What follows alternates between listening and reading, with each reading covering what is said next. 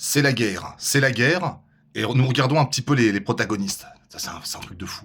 Nous, on a Emmanuel Macron, on a Bruno Le Maire qui devait mettre l'économie russe à genoux, il a mis la nôtre. On a, qu'est-ce qu'on a d'autre? On a eu Sibeth Ndiaye, tu te rappelles de Sibeth? Elle sait pas mettre un masque, ce genre de truc. On a eu les médecins de plateau télé, tout ça dans le cadre d'une belle propagande de guerre. Alors au début c'était contre un virus, maintenant c'est contre les Russes.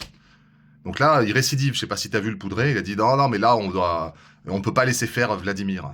Vladimir, je crois qu'il a même oublié ton existence. Il ne te compte plus en fait dans le grand échiquier. Il estime pas que tu sois quelqu'un de... Il est dangereux pour ton peuple en fait. C'est comme l'économie et Bruno Le Maire, t'es dangereux pour ton propre peuple.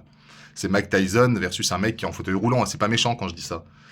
Et eux, si tu veux, en termes de personnages iconiques, ils ont Piotr Tolstoï. Je sais pas si tu connais Piotr. Il s'en fout de tout, lui. On va vous envoyer des chars. On s'en fout des chars. Vous savez qu'un jour, vous serez jugé. On s'en fout de votre jugement.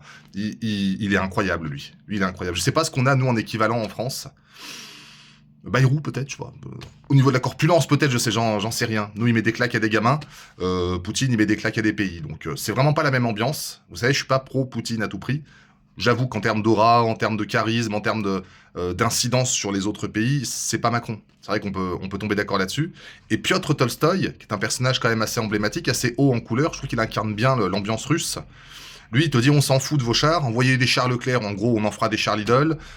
Il dit tout ce que vous pouvez compter, on va les brûler finalement. Il dit vos soldats, pareil les gars, on en fera du petit bois pour l'hiver. Mais là où il était exceptionnel, c'est la punchline finale. Quand un journaliste français lui dit, je crois que c'est un journaliste français, un tapin, il lui dit est-ce que vous auriez quelque chose à dire à Monsieur Macron? Il a dit je n'ai rien à dire à Monsieur Macron. Éventuellement Brigitte.